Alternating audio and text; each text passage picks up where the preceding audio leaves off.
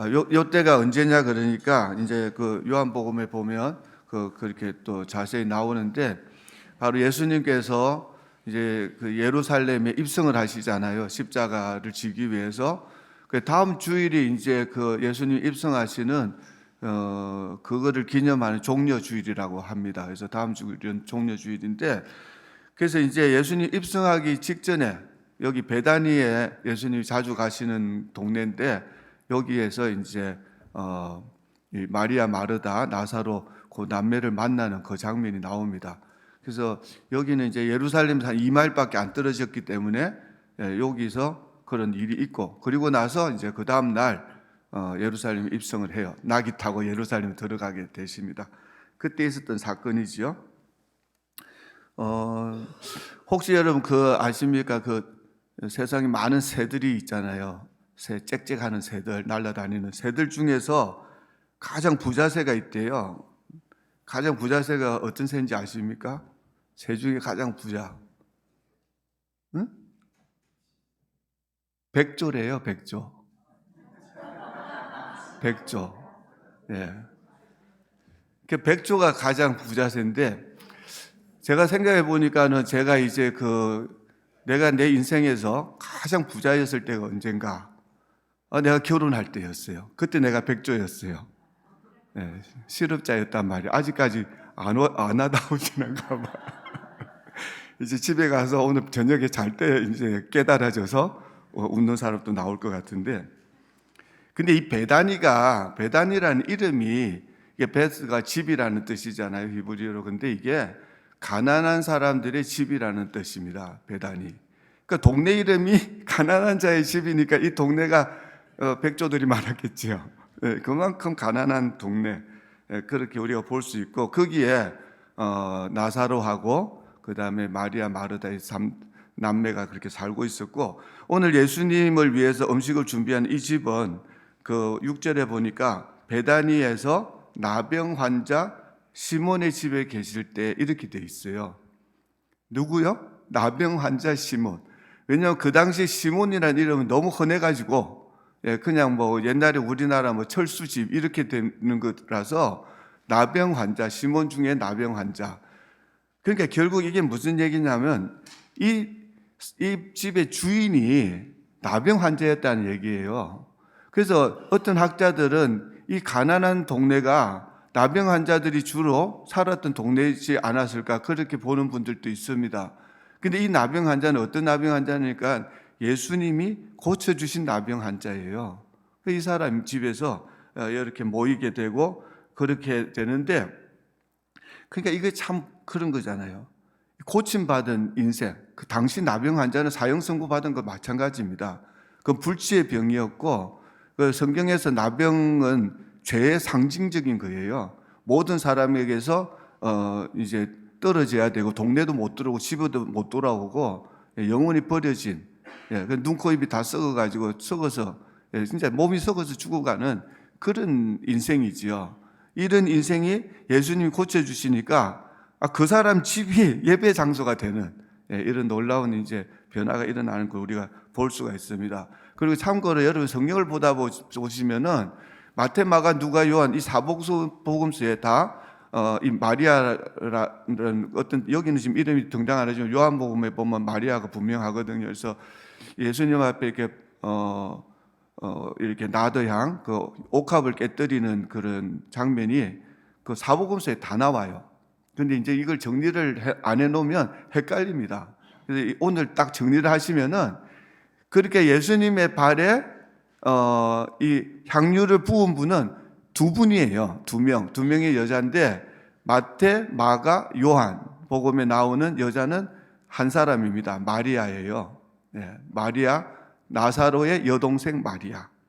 그렇게 보시고, 그럼 누가복음에 등장하는 여자는 누구냐?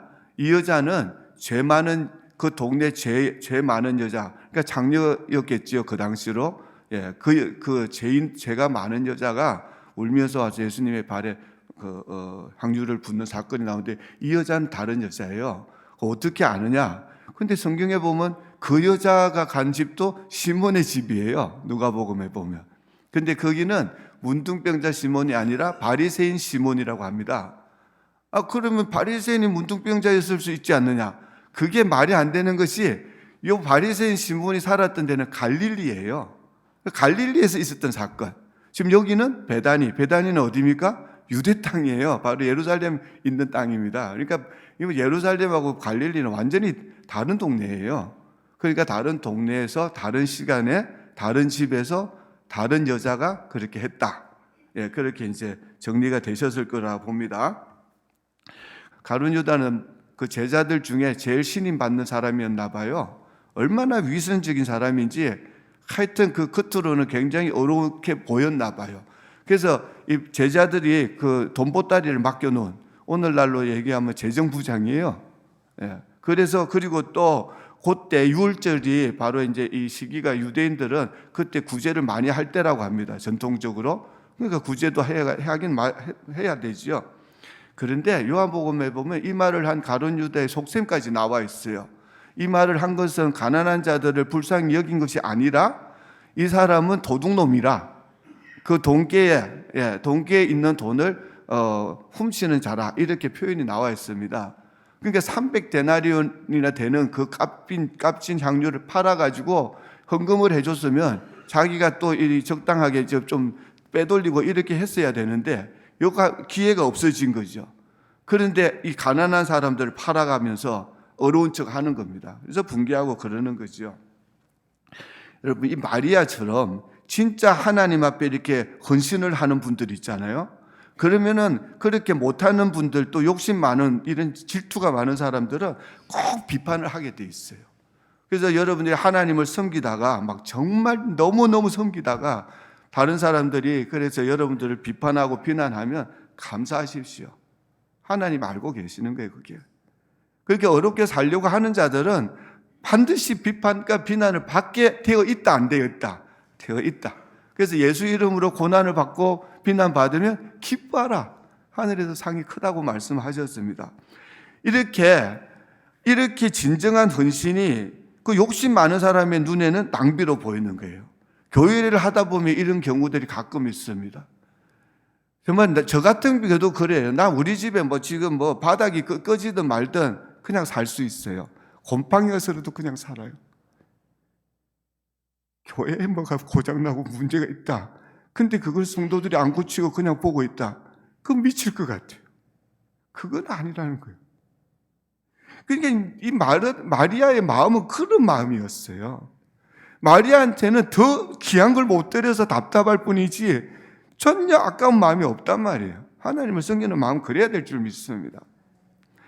그래서 계산적으로 신앙생활하는 사람들은 딱 자기 그 바운더리가 있잖아요. 여기까지, 그 이상은 안 된다고 이렇게 계산하는 사람들은 그런 걸 따지지 않고 헌신적으로 하는 신앙인들을 보면 그 사람들을 비판하고 비난하게 되어 있습니다. 예수님의 시선이 어디로 향할까? 헌신에 있어요. 사람들의 시선은 효율성을 따집니다. 효율성 따지면 하나님께서 자기 아들 독생자 예수를 어떻게 이 땅에 보내십니까? 효율성 따지면 예수 그리스도가 어떻게 십자가에서 그 피를 흘릴 수가 있습니까? 우리에게 무슨 가치가 있다고 그럴 수 있냐고 지금. 여러분, 진정한 헌신이라는 것은 하나님은 자신을 전체를 드리고 또 그 사랑과 그 은혜로 구원받은 자들은 우리 전체를 드리는 거예요. 그게 참 신앙인인 줄 믿습니다. 근데 이제 10절에서 이 여자를 알아보는 분은 결국 예수님이세요. 예수께서 이것을 보시고 그들에게 말씀하셨다.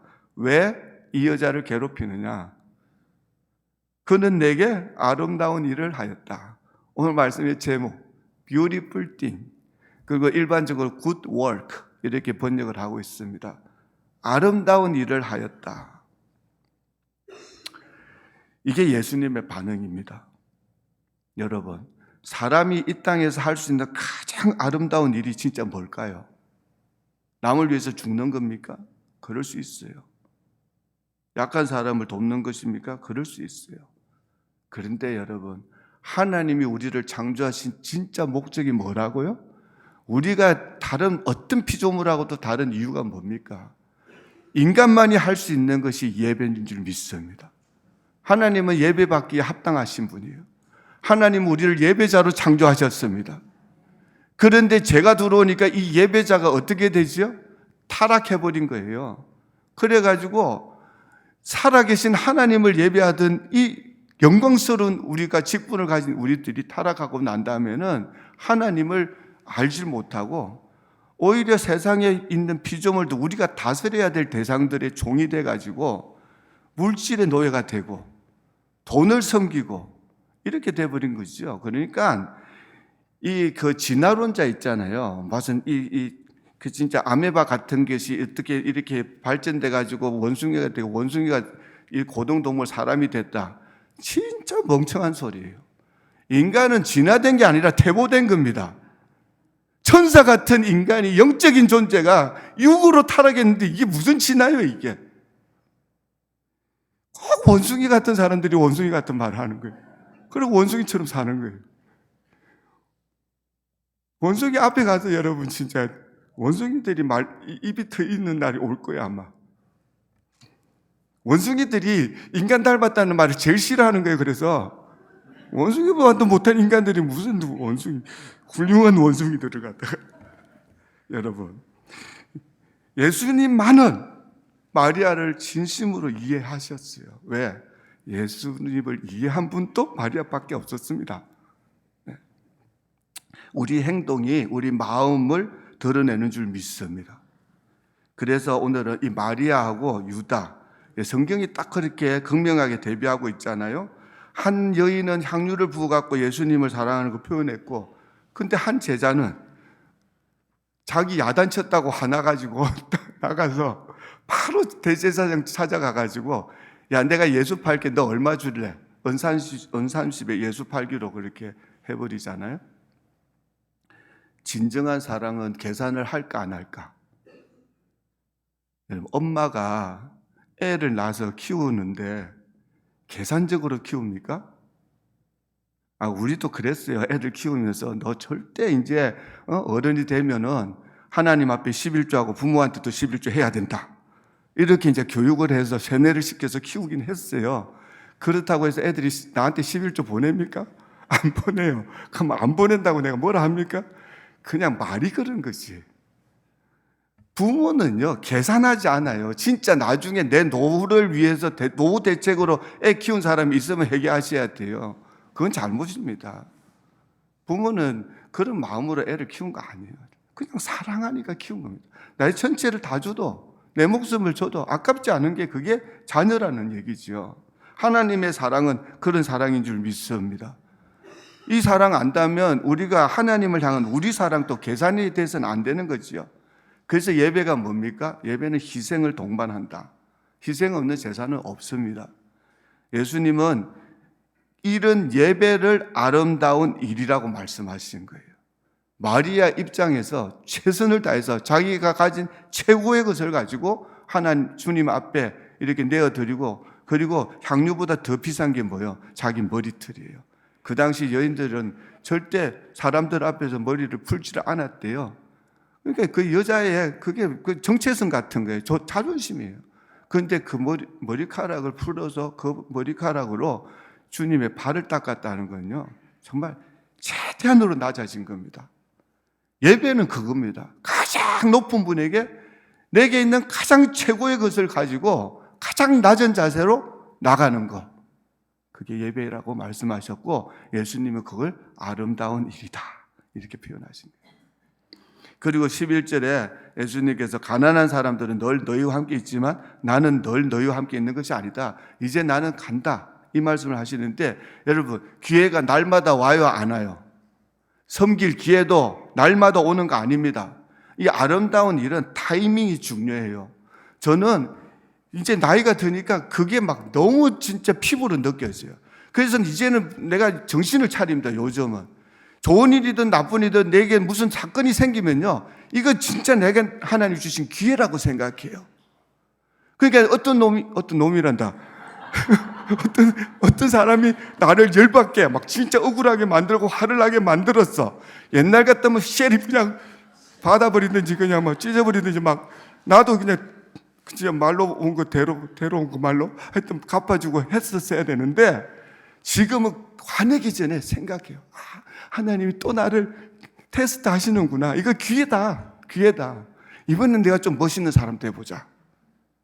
사랑하고 용서하고 나쁜 말 들었는데 좋은 말 해주고 칭찬해주고 인정해주고 그러고 나면요 하나님이 진짜 얼마나 칭찬하는 것 같이 느껴지는지.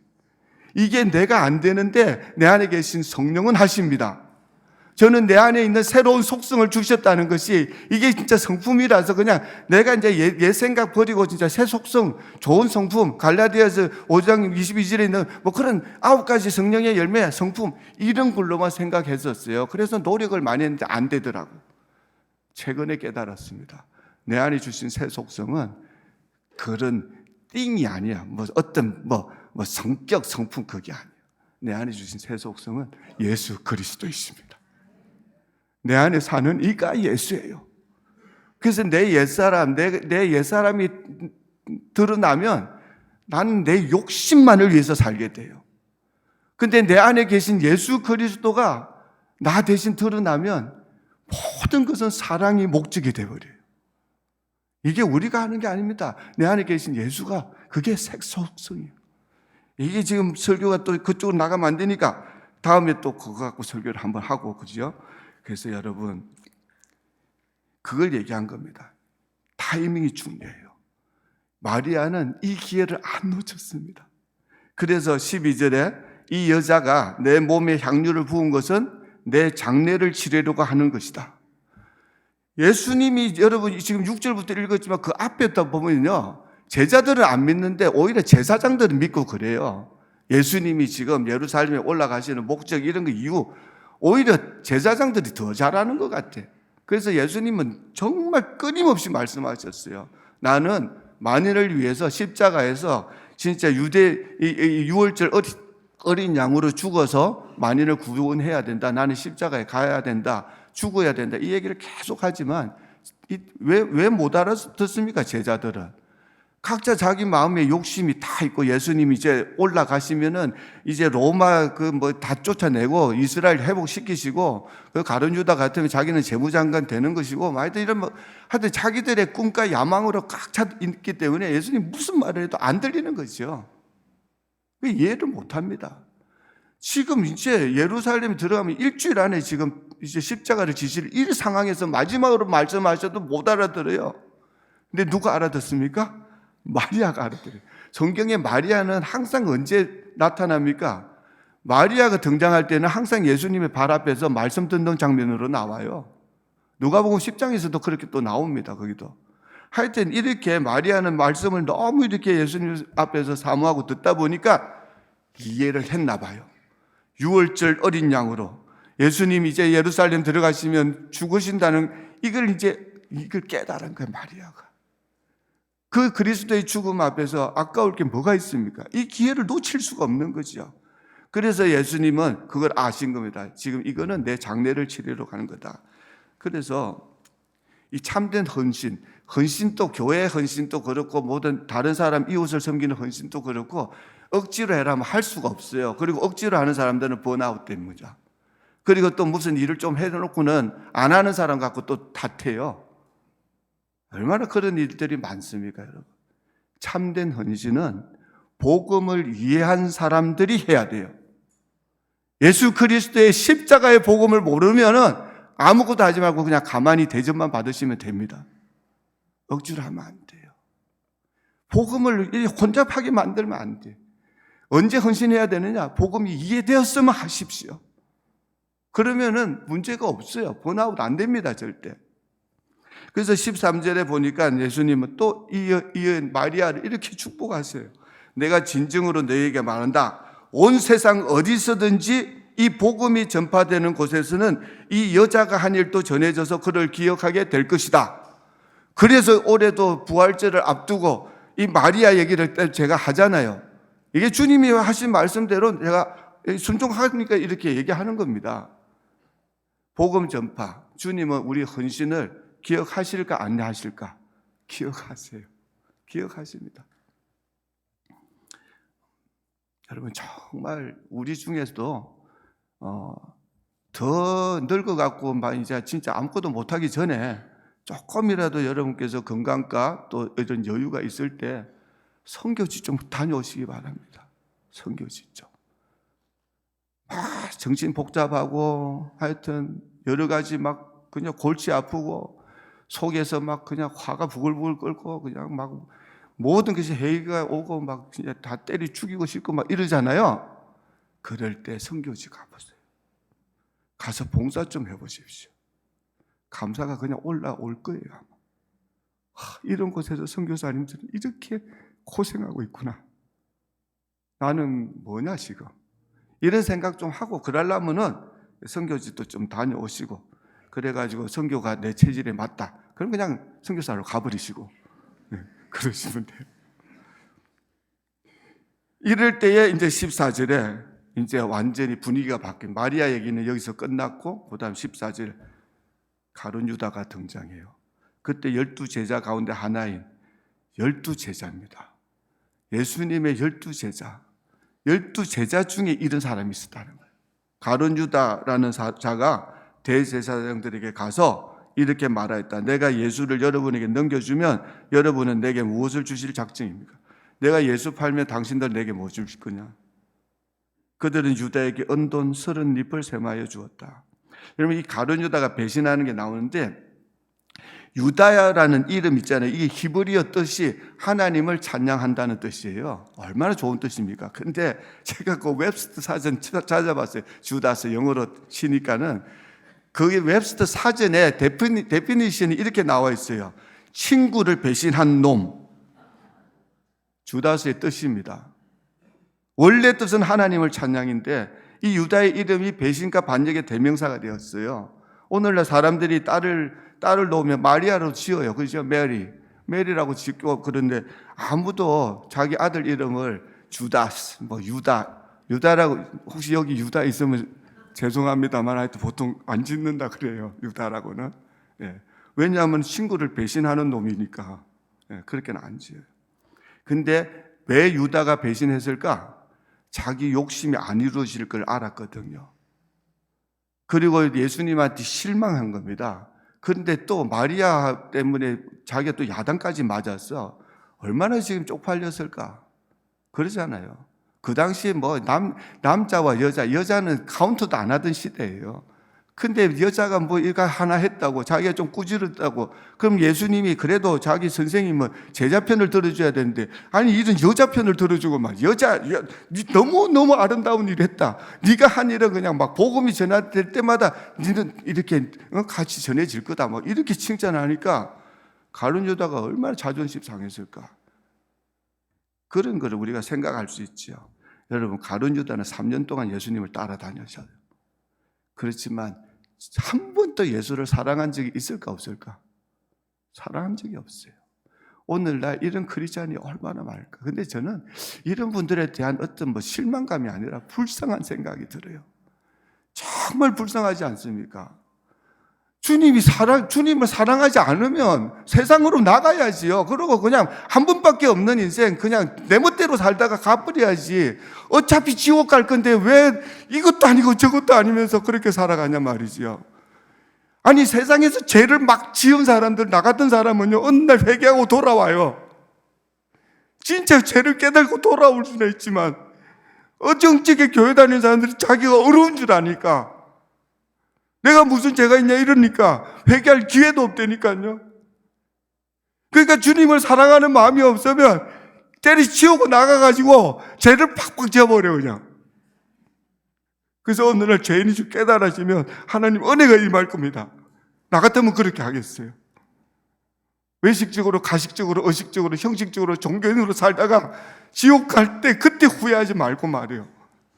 내 안에 주님을 사랑하는 마음이 없으면 그때 눈물이 나야 돼. 눈물이. 주님이 나를 사랑하는 거 그건 의심할 수가 없어요. 십자가가 증명했으니까. 문제는 내가 주님을 사랑하냐는 말이죠. 가룟 유다는 3년을 따라다녔지만 주님을 사랑한 적이 없습니다. 그래서 결국 자기 이익을 위해서 그리스도를 그냥 팔아버려요. 얼마에?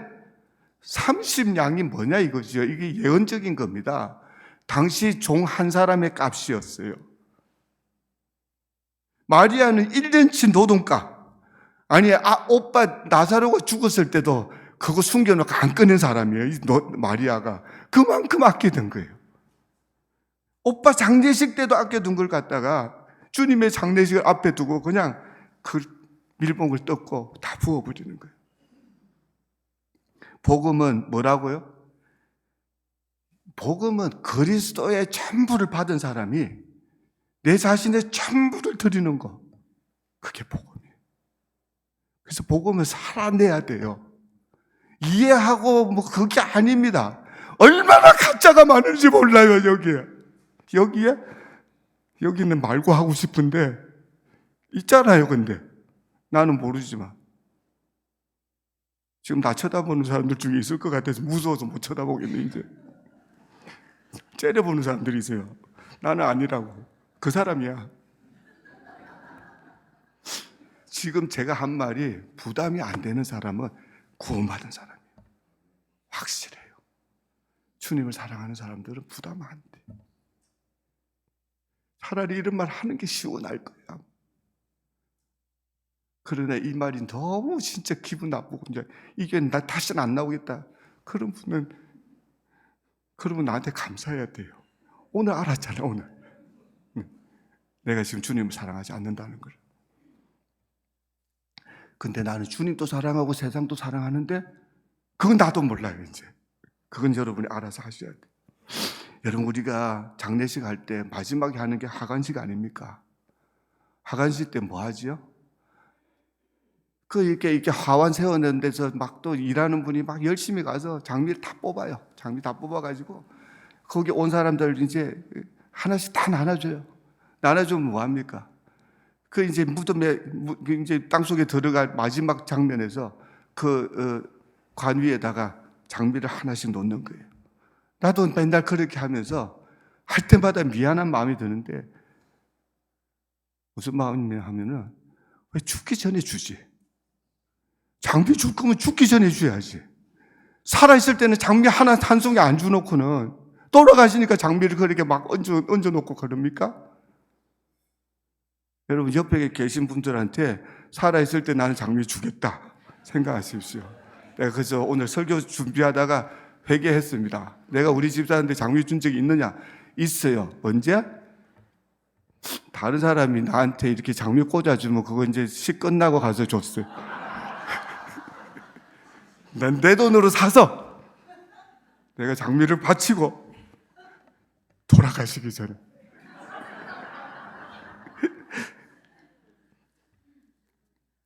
그러고 나서 어쨌든 이 가룟 유다는 바로 제 말이 맞다고 그러는 거예요. 16절에 보니까 그때부터 뭐 했다? 그때부터 유다는 예수를 넘겨주려고 기회를 노리고 있었다. 예수님은 마리아의 행위를 아름다운 일로 인정하셨고, 여기 말은 안 나왔지만 가룟 유다가 하는 일은 뭐라고 하셨을까요?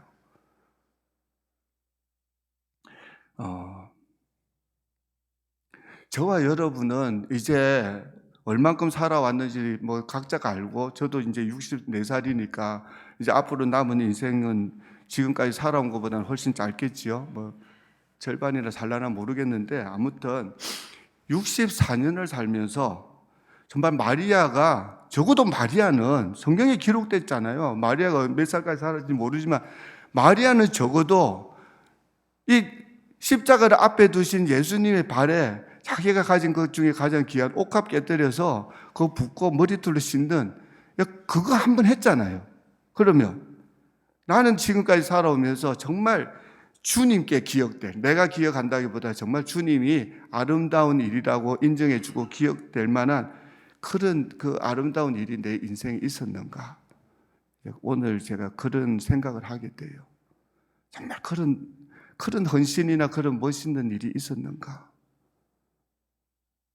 저는 생각해 보니까 하나님이 나를 불쌍히 여기셔서 은혜를 베풀어 주신 것밖에 생각 안 나요. 내가 진짜 희생적으로 해보고 막 진짜 나 자신을 막 죽이면서까지 하나님을 위해서 뭘 이렇게 희생을 했거나, 아니면 하나님이 아니라 이웃을 위해서라도 내가 진짜 큰 희생을 해본 경험이 있나? 없어요. 나는 우리 집사람한테도 그런 희생을 못했어요. 우리 집사람이 나를 위해서 희생을 많이 했겠지요. 그럼 난 자식들한테 뭘 해준다? 저는요, 젊은 사람들 보면 난 자신 있게 얘기할 수 있습니다. 내 자식만큼 사랑한다고. 왜? 나는 자식들한테 해준 게 없어서. 무슨 말인지 이해가 잘 안 되나 봐. 정말 애들한테도 해준 게 없어요. 이런 나를 갖다가 지금까지 봐주신 하나님. 그래서 이번에 이걸 좀 준비하고 나도 깨달으면서요. 아, 그렇구나. 늦기 전에 이거 깨닫게 해주셔서 감사하다. 나 지금부터 이제 내가 주님 앞에 설 때까지 진짜 마리아처럼 뭐 이렇게 주님이 기억해 줄 만한 아름다운 일을 내 인생에 한번 만들어 보고 싶다. 이런 생각을 하니까 이제는 하루하루가 달라요. 매일 그 기회를 보는 거예요. 매일. 향유, 옥합 깨뜨릴 수 있는 기회를 보게 됐단 말입니다. 정말 전 멋있게 살고 싶어요. 멋있는 사람 되고 싶은데 제 인생을 돌아보니까 너무 비겁하고 너무 연약하고 너무 피해 다니고 도망자처럼 그냥 그렇게 맨날 진짜 강도 만난 그 사람처럼 그냥 피투성이 돼가지고 그렇게 불쌍하게 살았던 것 같아요. 근데 앞으로는 그렇게 안 살 겁니다. 주님이 내 안에 계시기 때문에 예수를 드러낼 거예요. 마리아는 드림을 택했고 유다는 파는 걸 택했어요. 마리아는 아낌없이 드렸고 가룟 유다는 계산하고 팔았습니다. 저와 여러분은 진짜 내 모습에서 지금 내 모습이 뭐 그렇게 하고 싶겠죠. 나 마리아 닮았다고 그렇게 막 자신 있게 말하고 싶겠죠. 이 마리아 가룟 유다 얘기 들으면서 내 모습이 가룟 유다 혹시 닮지 않았나 생각하고 싶은 사람 누가 있겠습니까? 근데 저는 솔직히 내 자신을 한번 비교해 봤어요. 마리아 안 닮았습니다. 저는 내가 살아온 인생은 지금도 그렇고 가룟 유다를 훨씬 많이 닮아 있어요. 저는 지금도 계산적이고 욕심이 많고 이기적이고 나밖에 모르고 사랑이 부족한 인생. 그래서 주님 앞에서 속일 수가 없습니다. 근데 이게 아직 시합이 끝난 건 아니에요. 내 인생에 역전은 일어날 줄 믿습니다. 나 가룟 유다 같았는데 마리아로 바뀔 겁니다. 여러분들도 그런 복을 받기를 예수님의 이름으로 축원합니다.